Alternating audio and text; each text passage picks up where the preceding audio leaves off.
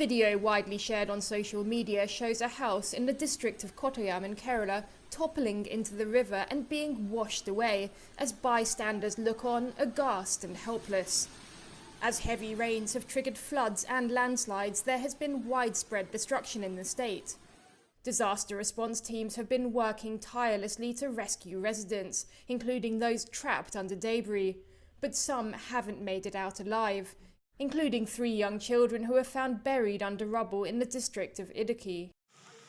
Some bridges and parts of roads have been washed away. More than 100 relief camps have been set up in the state as thousands have been evacuated from affected areas. The Army and Navy have been helping with rescue and relief operations. Military helicopters are flying in supplies, and the Indian government says that it will extend all support needed to the flood-hit region. Esther Maria Selvam from NGO ActionAid is on the ground in Kerala leading a team of volunteers conducting relief efforts.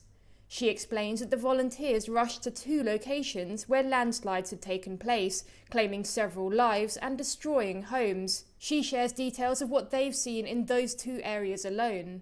Our team has carried out initial rapid assessment and found that almost 17 people have died. 14 houses totally washed out in the flood. In 16 houses, the entire belongings of the people, except for the dress that they were wearing, have been washed out in the flood.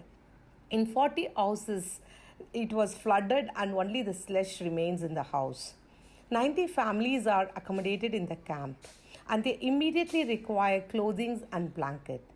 Kerala is one of the states that is most vulnerable to flooding. In 2018, more than 400 people died and hundreds and thousands were displaced in the worst floods the region had seen in a century. Climate scientists say that global warming has a role to play and that India is experiencing more extreme weather as a result.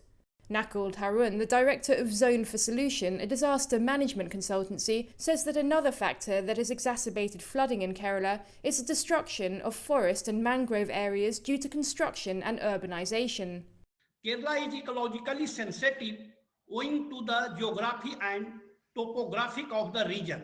A state has a dense network of rivers linking the hills to the sea.